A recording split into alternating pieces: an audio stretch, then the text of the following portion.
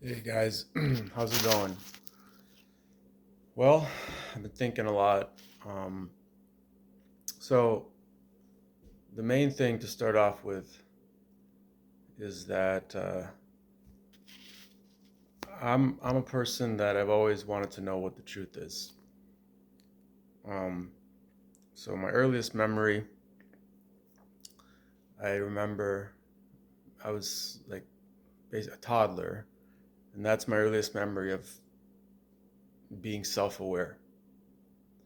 Um, Basically, just it's a kind of vague, but just me kind of standing in my bedroom when I was a toddler and just kind of looking and becoming aware of myself. Um, and it wasn't like a constant thing, I don't have like a constant recollection from that point on.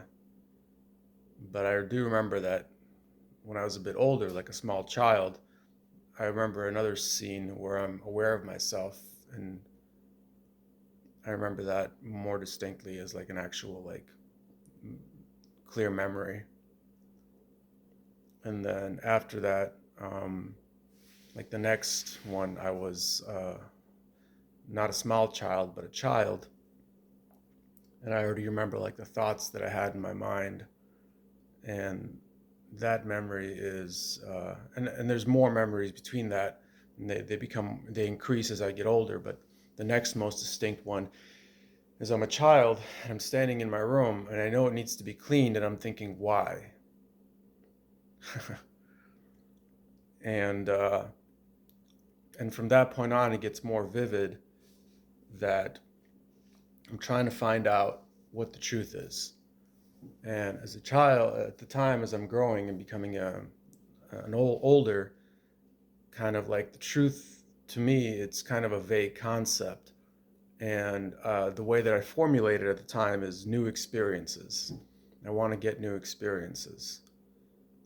And a lot of that is very much influenced by the society and kind of very much kind of mixed with what the society I'm living in considers to be fun or cool or like good. Not good in a universal sense of good, but good as in like, what do young people want in today's society, and like in more of a pop culture aspect, at least in the environment that I was being brought up in, which is, American suburbia.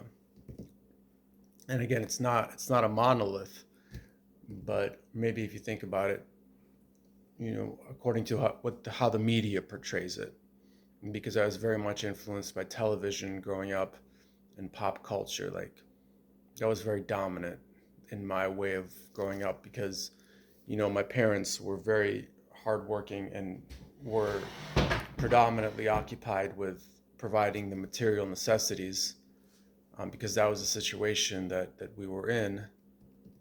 And and as far as like my personal attributes, I had some talents in the arts and just like uh, intellectual talents and talents in kind of like analyzing things. And I was, it was. Let me see how much time I have to record. I don't want to. Okay, it doesn't tell me, so I should have. Oops. Anyway, talents in the arts and analyzing things, and um, and again, I was interested in finding out the truth of things. So all these things are kind of mixed together. Um, and at the same time, I wasn't like very socialized. Like, I was very much in my own head at this point. As I became like, an older child, I was very much in my own world in my head, like completely so, like to like a complete degree. Like, I was influenced by my surroundings, but I wasn't like sociable, like to a pretty high degree, abnormally, I guess you could say. Um, So, that made life difficult. And at the same time, my pursuits, weren't predicated on being healthy. They were predicated on this image that I had in my mind, which was mixed in with having fun and, what I just talked about. So there's a lot of unhealthy things, and it led to a lot of suffering and turmoil. And then at a certain point, I just became totally lost as far as like, what I'm doing here in this world. But I still had like the driving force of this elation that I would get when discovering new things. And at the time, it was mostly through um, music and intellectual discovery. The music part, again, being that I was very influenced by like modern ideas, which are unhealthy, or at least they were unhealthy in the way that I perceived them. It led me to like try to get into like altered states of consciousness so that I could connect with music because I have the thing is like part of that abnormality I talked about. It was hard for me to focus on things. Um, I didn't get tested for ADD, so I don't know if that could have been diagnosed. I mean, according to their standard tests, I don't know. But it was very hard for me to focus on things. But then when I was interested in something, I could really just do it um, to the extent that I was interested in it. And as I got older and the world became more complex and more factors came into my life, it became more difficult for me to focus on things. In part because there was just too many factors going on that I didn't understand and that weren't part of my perception. And so, being that I was so in my head, like I was just lost more and more. And it led to eventually I caught a really bad cold by doing some of these kind of crazy things out of my own pursuits that just are not safe things to do. And I got a really bad cold. Specifically, I was out late at night for a long time, and it happened to be like the coldest night. I was in Boston, and it happened to be the coldest night in Boston in like 50 years or something like that. And that night, I just decided I would stay out all night outside, and it just happened to be the coldest night. And so I got a really bad cold after that because like my body just froze and I couldn't get warm for like the next 5 days. And I came down with a really bad cold, like shaking and everything, really bad fever, whatever. And then when the fever subsided, like my body just kind of was really weakened by it. And then I couldn't physically do the stuff that I was interested in doing. Like one of the things I was really interested in. I wanted to look better. I wanted to gain weight because I felt that I was just really skinny and small, and it really bothered me. Again, maybe it could have been diagnosed as a body dysmorphia, another syndrome that they've classified. Um, and when I couldn't pursue that goal of trying to gain weight and look better, which was like I was obsessed with it, then I was completely lost because mentally I didn't know what I was doing, and then physically I couldn't even like do the things that gave me some sense of purpose or drive. And then I just didn't know. And then I was just didn't know anything at that point. So I started going to doctors, and it was God, I keep messing up my my video because I want to make sure it doesn't stop recording, and um, so I keep fidgeting with it. You can't help it. Anyway, so it's classified as a psychosomatic type of thing because physically they couldn't find the reason for um, what was going on with my body. It was just basically weakened from this physical thing that came in, combined with my mental uh, problems. Um, so it's classified as psychosomatic, meaning conventional, whatever the word is, paradoxical medicine. I forget the word. it didn't have any. It was as far as it could go, and it was just the symptoms were there, but no cause, and there was nothing they could treat the symptoms with, um, because it was just one of those things that didn't have a direct chemical counterpart to where it could, alleviate the symptom that I was having. And I went to, 3 or 4 doctors, and then the fifth doctor, uh, found a doctor, who was a graduate of Brandeis, and that just kind of connected to me because I knew about Brandeis and I had a high opinion of it. So I went to him, and he was in fact a very kind looking fella, kind of an older, like about 60 years old, and kind of a thin, just kind looking gentleman. And he was, smiling at me and very gentle and calm. And he said, try yoga, you know, try to calm down. And I took it as kind of almost insulting because I'm like, I showed him the part of my body that was kind of affected by the syndrome, and it wasn't an STD. Don't get the wrong idea. It wasn't that, but and he said, just try yoga. In other words, and so like as in I'm not crazy. Like look, like you can see in my body that this is going on, and so I signed up for a yoga class at my university as an elective, and we started doing the yoga, and then we started talking about why we're there. The instructor asked us about it, and I guess it's not a coincidence that she asked us about it because she was living in the Zen Meditation Center in Cambridge, which is across the river from Boston, where I was, and so yeah, she might not have asked that question why we're there, but because she had a spiritual bent, because that's what she was doing with her life. It wasn't yoga, it was actually meditation, but her background was in yoga, so that's why she was teaching it. So she asked us why we're there. Now looking back at it, I see it's because she had that spiritual bent, and people said different things, and I said, I want to find out the truth. Like I was there initially because I wanted to get better. But for some reason, when she asked that, I may have talked about my symptoms, but for some reason, I said that I'm really interested in finding out the truth. And it may have been motivated by something that she said about how yoga is. She may have even said something about how yoga is actually a spiritual thing. So that may have been what kind of sparked it in me to give that answer, because she ended up recommending I try Zen meditation, which was another elective that the university offered, and it was actually taught by the so-called Zen master.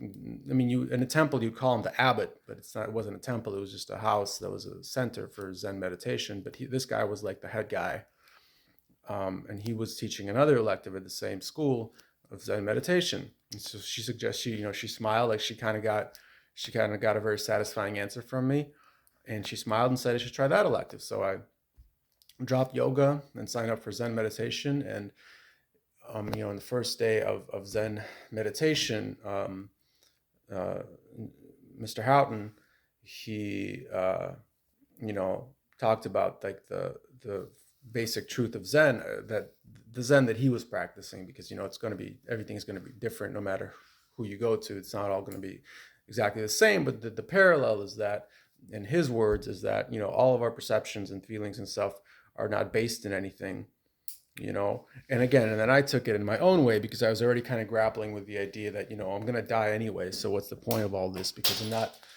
not getting anything out of it. That was my thinking at the time. And so I'm like, this is the highest truth that I've come to so far. I mean, that was just my thinking at the time. And so it led me to basically I was in my sophomore year at that time. It led me to taking meditation really seriously, and that summer I ended up going to a monastic retreat in Taiwan for a month in a like a major kind of a corporate temple that they have there, like kind of like what we would call a mega church here, except over there it's Buddhist. And staying there for a month in this like university program that they offered, and it was all free, except I just to pay for my plane ticket. But they even gave us a $500 stipend towards cost of the ticket. And okay, I'm just gonna try to trust the timer here that it's gonna tell me once I'm running out of space. Um, but so silly. Okay, so yeah, so I went there for a month, and it was like being in heaven. It was really beautiful, and the whole Buddhist atmosphere was really peaceful. And the temple itself is like this huge compound, and all the monks and nuns there with their shaved heads and in their Chinese robes. Um, and Taiwan itself is just a fantastic place. The Chinese people there is just wonderful, and the culture is wonderful. It was my first exposure to it, and I had already read in a university class the Tao Te Ching and Confucius's Analects, and I was really like those are my favorite things that I'd read in that course. So I had some exposure to it, and just from like culture, like Bruce Lee, martial arts, Chinese food, and just I had a awareness of Chinese culture and how like advanced it was and all that. So I'm like, yeah, this is definitely, I'm on the right track. Um, and but again, going by my own just notions, I'm like, but this isn't like, there's a higher truth in this. This is just what I was thinking, right or wrong. So I didn't end up staying at this monastery because you can do that. It's a free world, and if the door is open, you can go through it. And you will have that option, and there was that option there that was offered. But I decided not to do that because I figured I want to find a higher truth. And so I ended up coming back to university, to Boston, and the next semester, first semester of my junior year, I took basically all courses in meditation, about meditation and stuff like that. I think I had a meditation course, I had a Chinese medicine course, I had an ancient philosophy course, I had a couple music courses, and I think that was all the courses that I had in my junior year. Um, and then after that, I decided I would, drop out of university because there wasn't any more courses that I felt were worthwhile. Um, and I might have had a psychology course. I forget now. Um, and so, yeah, and then, and so this is where Falun Gong comes into the picture, because I was aware of Falun Gong, this Chinese meditation practice. From when I was a child, I saw something on TV that it was very popular in China, and I saw a lot of Chinese people doing Qigong. And I didn't know anything more about that than just the visuals, and then they didn't really say anything specific about it other than this is a very popular practice now in China. And I saw these Chinese people doing Qigong, like tons of them, hundred of them or something like that on the TV. Um, and like I was a child at that time, and I just the thought in my mind was, wow, like it was basically like it was kind of like envy and sadness, because I saw people that were really like kind of what I wanted to do, and I felt that there was no way I could do what they're doing, even though that's like exactly what I wanted to do. That's just what I remember from that experience. But then years went by, and in one of the meditation course that I took the first semester of my junior year, and it wasn't practicing; it was just learning about it. The professor talked about Falun Gong in one of the as one of the meditations that she talked about, and we talked about all kinds of different meditations. And this was the only one where she actually gave a personal kind of moral outlook, because Falun Gong is a moral practice based on morality, because the whole practice is based on honesty, kindness, and forbearance, or tolerance. And so naturally, you can't talk about it if you're talking about the actual practice outside of morality, because that's what it's based on, and so she talked about how it's actually, the people are actually really good people because it teaches them to be good, and then they actually get healthy. They actually get healthy, and it's totally free. And this was just what she knew, which I found out to be the truth when I started to practice later on. And then the stuff that's like doesn't gel with modern like science and stuff, like she made fun of it because she said that they believe these things, which are actually all just traditional Chinese culture and even traditional Western culture. But again, it's a modern university course, and so anything that doesn't gel with like the politically correct view, it's gonna be looked down on. That's just naturally what happened. But they were doing that. The students and the professor were doing that with every single meditation. Like we talked about, like anything that didn't gel with their notions, they'd make fun of it and laugh at it. It was just kind of like, whatever, it is what it is. No one's perfect. And then she talked about how it's really sad that the Chinese Communist Party really severely, like, was brutally persecuting them. And they may have been aware of the persecution already by that point, but this is where it really kind of, I learned about it as an adult now. And being that I was born in a communist country, I knew about communism and what communism does to people. So it all kind of made sense. It was a shock at the time because I didn't actually know much about modern China or Falun Gong, and it was a shock that this would be going on. But the communist part, it made sense because I knew what that is. And so then, there was another meditation practice that I found out about at the time, which was kind of included, it was kind of like everything under one roof: yoga, martial arts, lifestyle, like learning about the natural world. It was kind of like a all-in-one kind of thing. And this did cost money, and it was a business. It wasn't just something free that, but because it appealed to me, I ended up doing that. And then I saw that, it's just I was disappointed in it because I saw that it was all based on money, even though there were ideas in it that they're good ideas, I guess. But because it was still based on money as like a business, ultimately there were more bad ideas than good ideas in it. The good ideas are true objectively, and the bad ideas are also bad objectively if the motivation is wrong. And, it's kind of like with religion. If the purpose is to, be good, be a better person, then that's subjectively good and true.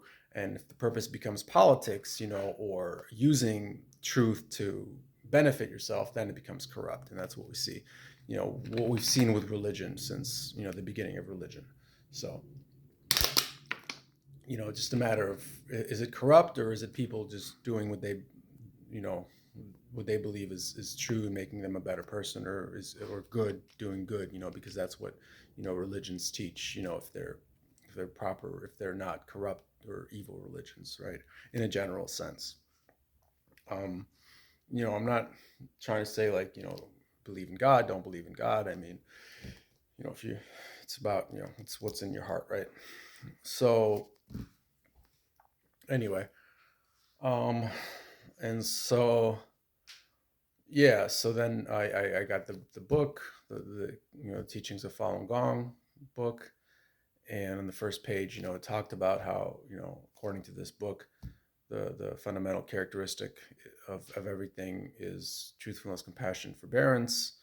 And I just felt that this is the ultimate truth, even though the book itself, it's very much rooted in traditional Chinese culture, ancient beliefs and perspectives. So I had no frame of reference for like, things about like, beings in different dimensions, different spirits and gods and Buddhas and divinities and bad entities and, heaven and hell and the universe and all the layers of the universe. I mean, it all comes together very coherently. It's just to the question of to what extent does it come together, and to what extent we can perceive it and understand it and whatever, all that comes into play, but for me, I'm like, this is really pure, it's free.